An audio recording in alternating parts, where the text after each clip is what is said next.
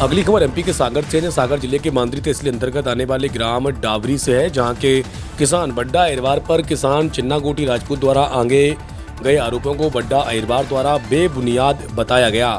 कुछ समय पहले जून माह में बड्डा अहिरवार ने अपने खेत का करवाया था सीमांकन। इसको तहसीलदार एवं पुलिस प्रशासन द्वारा चिन्ना गोटी राजपूत के खेत में निकली 0.20 हेक्टेयर भूमि का दिलाया गया था कब्जा, जिसमें सोयाबीन फसल बोई थी, जिस पर किसी ने साजिशन कीटनाशक दवा, जिसको आम भाषा में सफाया बोला जाता है, छिड़काव कर आधा एकड़ भूमि की सोयाबीन फसल पर नष्ट कर दी गई थी। सीमांकन 6 जून 2025 को हुआ था।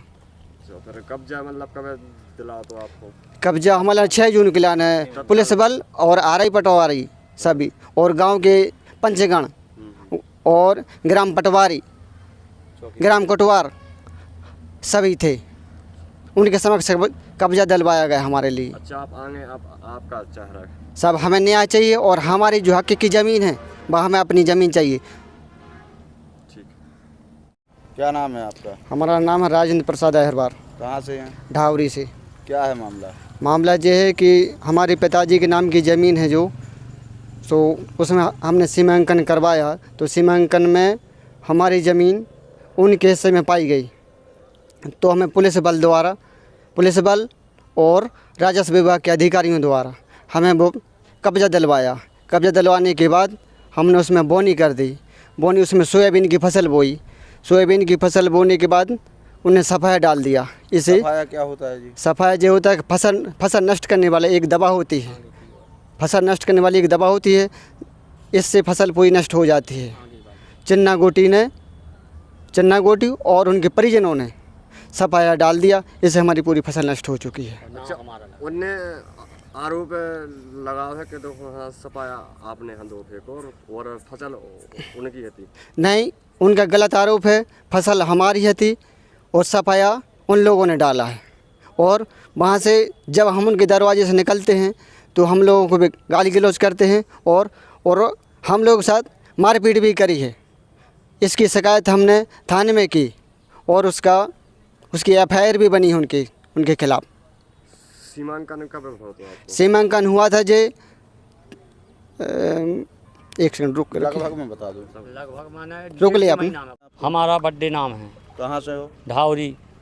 क्या है मामला? मामला ये है साहब कि हमारे लाने सीमांकन करके मैंने वो खर्चा भरा था, तो आदेश किया तहसीलदार ने कि नपती को पेमास लाने हाँ करवा लो। तो फिर पुलिस को आदेश किया, पुलिस गई और गांव से 10-5 लोग 50 लोग भी गए वहाँ, माने नपती होके फिर पिलाऊ ट्रैक्टर चल के चीराबंदी करवा दी उनने, और हमने बखन्नी करी। फिर हमने फसल बोई, उसमें सोयाबीन 50 किलो बोओ, तो उन लोगों ने चिन्ना गोटी ने माने सफाया डालो, तो उसमें हमारी फसल पूरी नष्ट हो गई।